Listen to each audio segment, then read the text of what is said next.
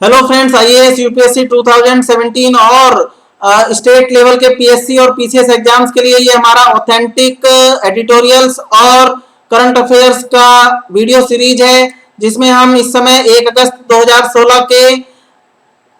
The Hindu के editorial page के letter to the editor वाले पोर्शन में जो महत्वपूर्ण लेटर्स हैं, क्योंकि वो जनता के विचार हैं, पाठकों के विचार हैं और उनमें कुछ इनोवेटिव आइडियाज हो सकते हैं जिनको हम अपने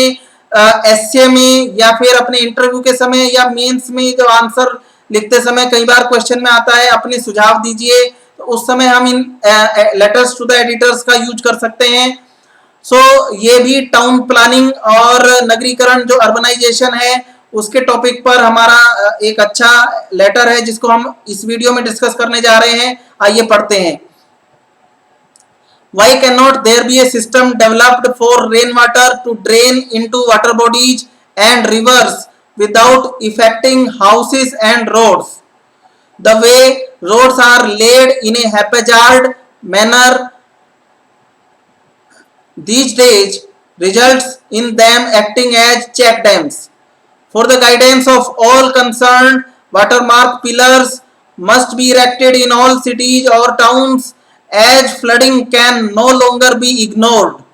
Road engineers must be given a crash course in how to follow good engineering practices. Finally, rainwater harvesting measures must be there in place. तो इन्होंने कहा है कि जो रेन वाटर हार्वेस्टिंग के उपाय हैं, रेन वाटर हार्वेस्टिंग के उपाय जो है वो हमारी नगरीय योजना बनाते समय वो पूर्ण रूप से अच्छी प्रकार से लागू किए जाने चाहिए। इसके अलावा उन्होंने कहा है कि जो सड़क बनाने वाले अभियंता हैं, इंजीनियर्स हैं, उनको समय समय पर कुछ लेसन्स पढ़ाए जाने चाहिए, अर्थात उनको क्रैश कोर्सेज दिए जाने चाहिए जिसमें कि उनको ये बार बार बताया जाना चाहिए कि किस प्रकार से अच्छी इंजीनियरिंग प्रैक्टिसेस को फॉलो करें रोड बनाते समय। इसके अलावा इन्होंने सुझाव दिया है कि सभी इंजीनियर्स के और सभी संबंधित पक्षों के मार्गदर्शन के लिए वाटरमार्क के पिलर्स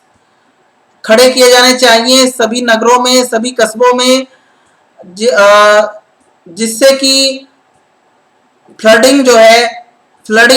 उसकी स्थिति आम जनता को भी पता लगे।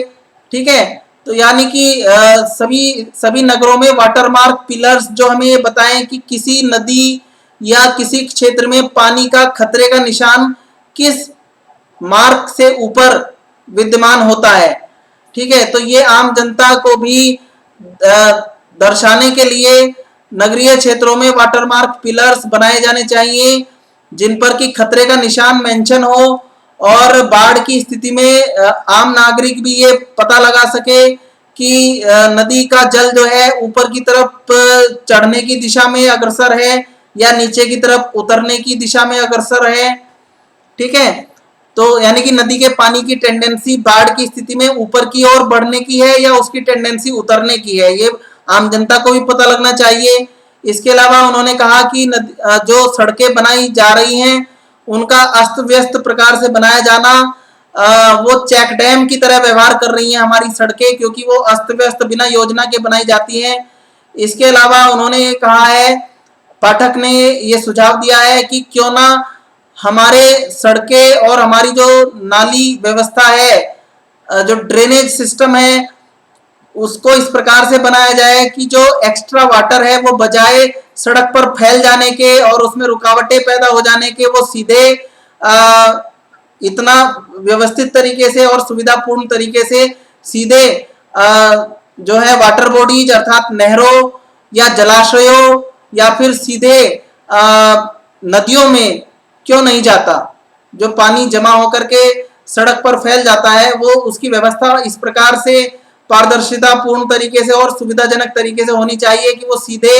नहरों के अंदर चला जाए या जलाशयों के अंदर चला जाए या सीधे ही नदियों के अंदर जाना चाहिए। ये सब सुझाव दिए हैं। All the best, thank you very much.